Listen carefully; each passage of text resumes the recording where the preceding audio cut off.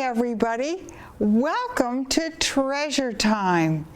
Treasure Time is when we read stories with somebody special.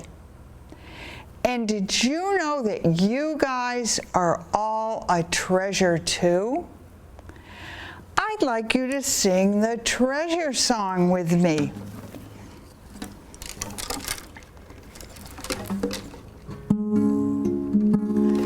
You are a treasure, you are a gem, you are a special sparkle of life. You shine in your glory, you tell your own story. You are precious, you are unique. And now can you sing with me saying I? Because you all are treasures. I am a treasure, I am a gem, I am a special sparkle of life. I shine in my glory, I tell my own story. I am precious, I am unique.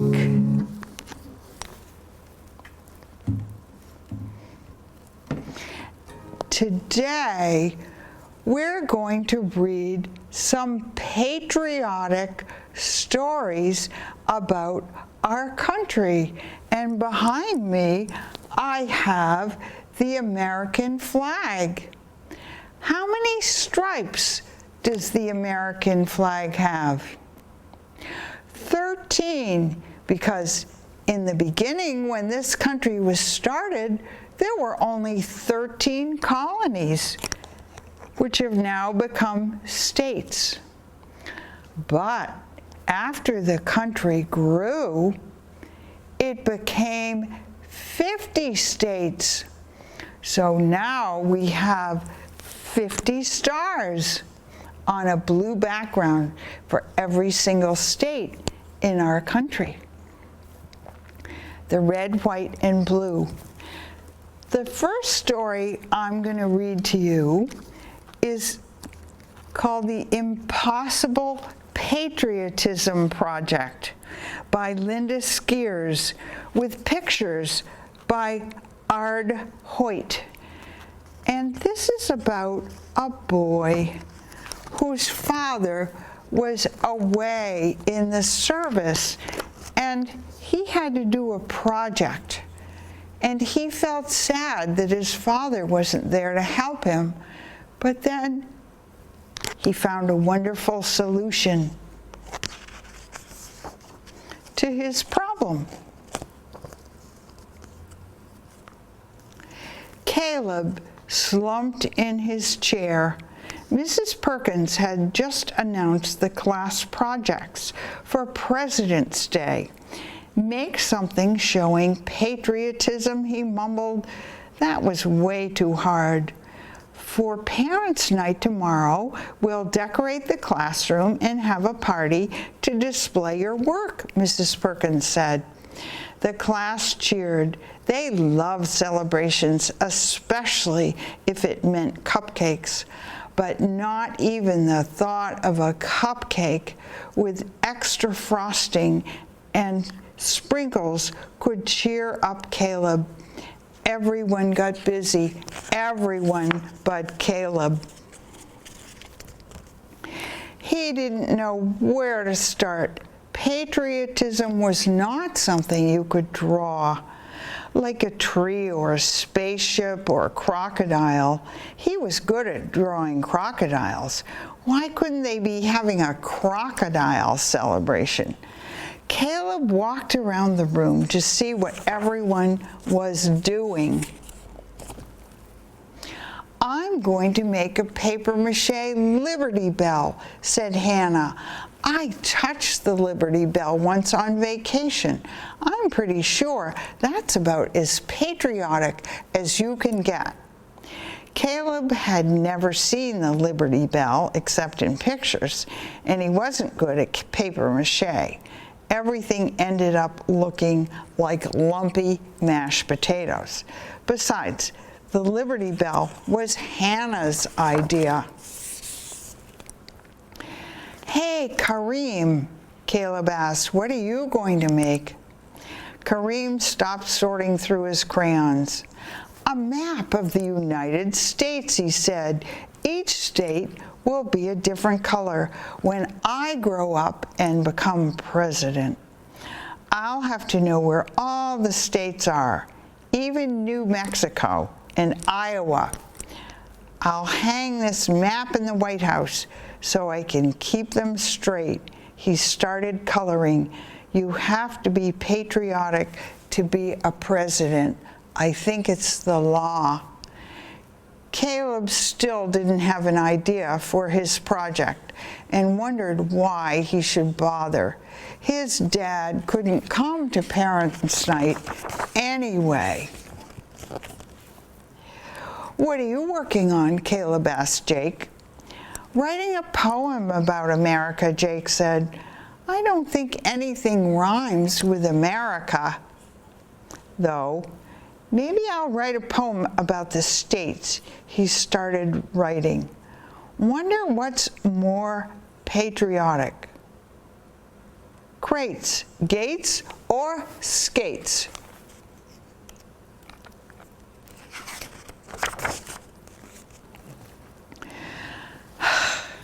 Caleb slouched in his chair and frowned.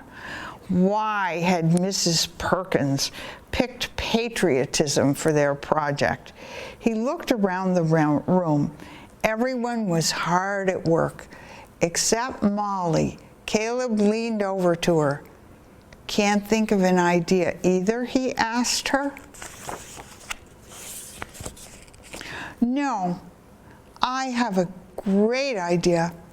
I will dress up as the Statue of Liberty and have fireworks go off over my head." She scrunched up her forehead.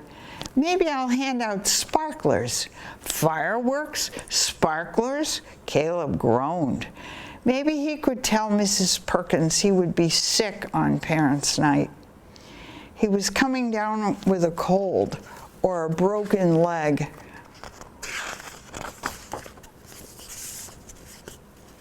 That night, Caleb sat on his bed. "I wish Dad were here to help me with this project. He would know that patriotism is more than a map or a statue."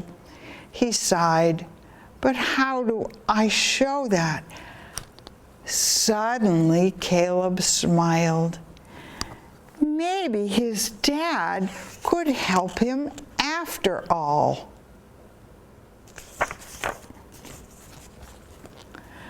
The next day, the class hung lots of red, white, and blue streamers. Every desk held a small American flag. Projects were set up all over the room. Molly was pouting. Mrs. Perkins had said no fireworks and no sparklers. Not even a little one with barely any fizzle. Caleb set a big poster board next to his desk. His project was done.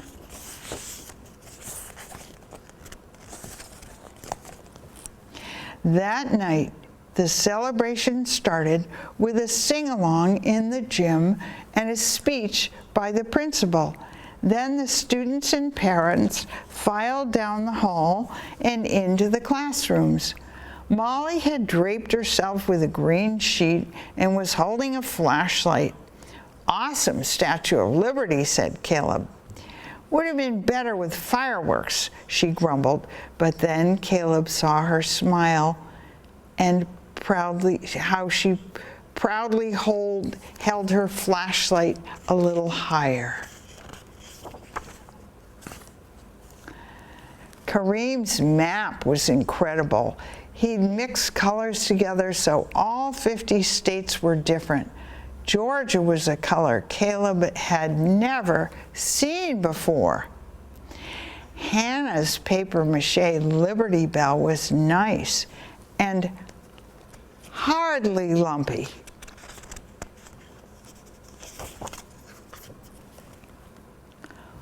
"What's going on over there?" asked Caleb's mom. A small crowd had gathered around Caleb's desk. "It's my project," whispered Caleb as they squeezed through the crowd. "What is it?" asked Molly. "That's a picture of my dad in his uniform," Caleb said proudly. "Patriotism means going away from your family, even if you have to miss Parents' Night. It means keeping everyone in the United States safe." He smiled and gently touched the picture.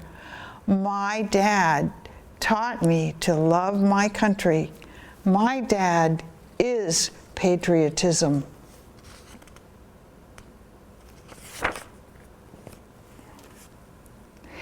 "He would be so proud of you," whispered Caleb's mom.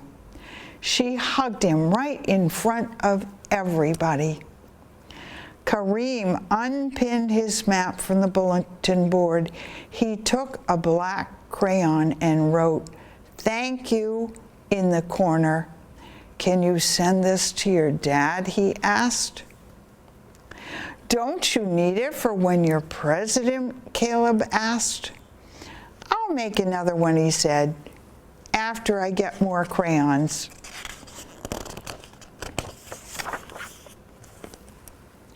Caleb tucked the map under his arm and looked around the room.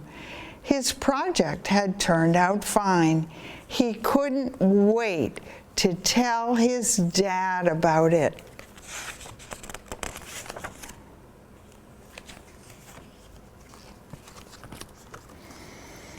And when our parents are serving in the military, sometimes mothers too, their kids miss them, but they are protecting our country, and we are grateful.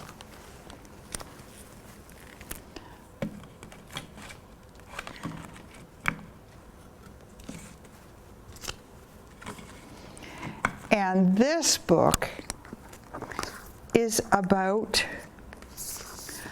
how a flag was made and how our anthem was written, the Star Spangled Banner.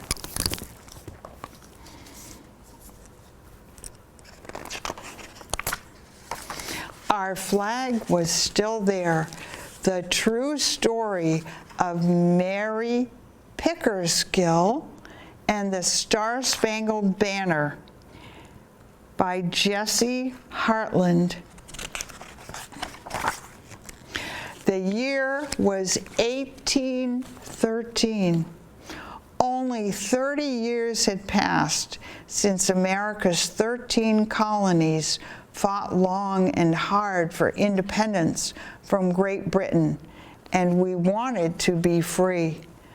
But in 1813, we were once again at war with England and the world's most powerful nation, and the British were on their way to capture Baltimore, a thriving port city near the nation's capital.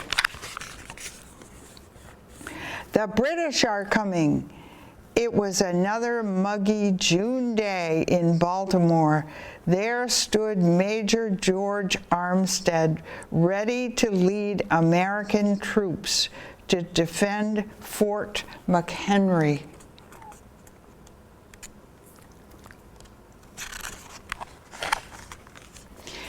In the days before internet, phones, television, and radio, messages were sent by flags. Ships communicated with one another by spelling out words with flags. Some wordless flags used images to convey meaning. George wanted to send a big message to the British.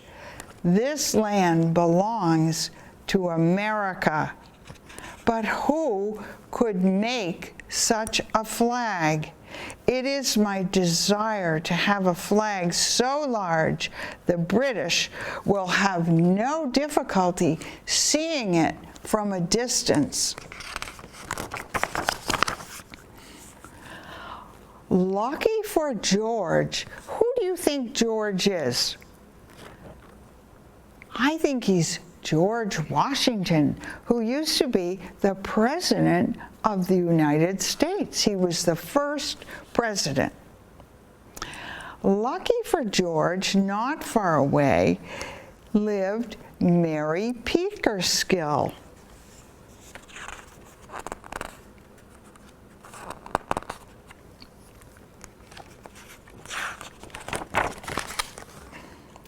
Mary had learned the flag-making trade from her widowed mother, who also made blankets and uniforms during the Revolutionary War. By now, Mary was widowed herself. She owned and ran her own business, and she had help from her mother, daughter, 2 nieces, and an indentured servant. Were Mary and her team up for the job? It's big and it's a rush. It's a big rush. Can you do it? It was a shop entirely operated by women back then. That was very unusual. Yes, we can. And they had just weeks to make it. The British were on their way.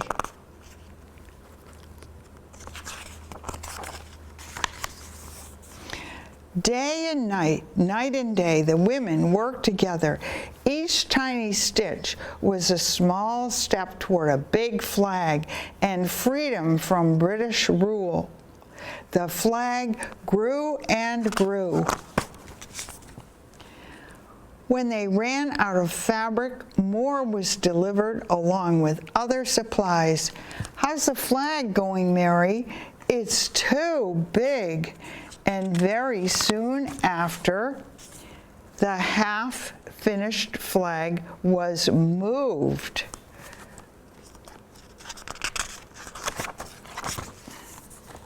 Across the street to a brewery because they needed more room. And the flag was finished in 6 weeks, just in time for the British to retreat to the West Indies at summer's end. Chilly weather was coming. The new flag was hoisted over the fort anyway. In the summer of 1814, the British attacked Washington, D.C. The capital was in ruins, the White House was burning, and the British were again on their way to Baltimore. Would they attack this time? Pow! Boom! Bam! Under a stormy sky at Fort McHenry, 16 British ships attacked, firing bombs and screaming rockets. American gunners returned the fire, shooting cannonballs and mortars. The wind whipped, the lightning cracked, and the thunder roared. The battle went on for 25 hours, and both sides were drenched.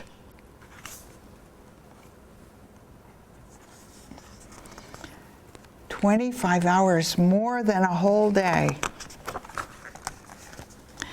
As dawn came, the storm pulled away, the flag peeked out of the clouds. The British retreated and the battle was over. The people of Baltimore awoke to see their enormous flag was still there.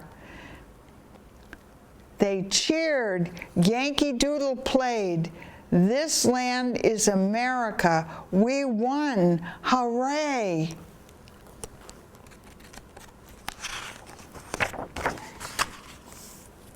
Meanwhile, all through the battle, and the following celebration, American poet and lawyer Francis Scott Key was detained in a meeting on a British boat. As the sun rose, Key saw the huge flag still flying over the fort and was inspired to write a poem in honor of the victory.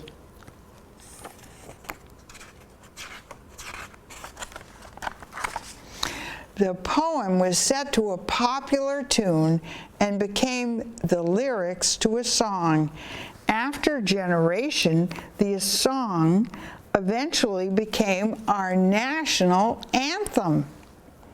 What happened to the flag? Well, it became the property of George Armstead's heirs. For over 100 years, the old flag was occasionally paraded out, sometimes snipped for souvenirs and stuffed into a safe deposit box. In 1912, it was given to the Smithsonian Institute at Washington, D.C., where it was restored. Conservatives carefully snipped off the tiny stitching and old backing, and it was cleaned, and the flag, at that point over 200 years old, had a new home in a display case that controlled light, humidity, and temperature. After it was crammed into a case and eaten by moths, this flag has been restored, and you can see it in Washington, D.C. at the Smithsonian. Today, if you go to the Smithsonian National Museum of American History, you can see Mary's flag. Have you ever seen a bigger flag?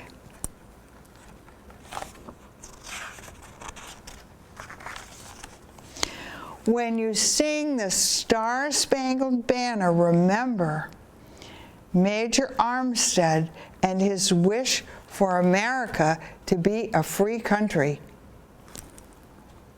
Remember Francis Scott Key, who was inspired by this very same flag to write these words. Remember Mary Pickersgill and her can-do team for seamstresses. And remember how the first flag was made, and I made a mistake. I thought George was George Washington, and he was not. He was Major Armstead. And he was the one who requisitioned the big American flag. And now we're going to hear the Star Spangled Banner being played by a band and being sung.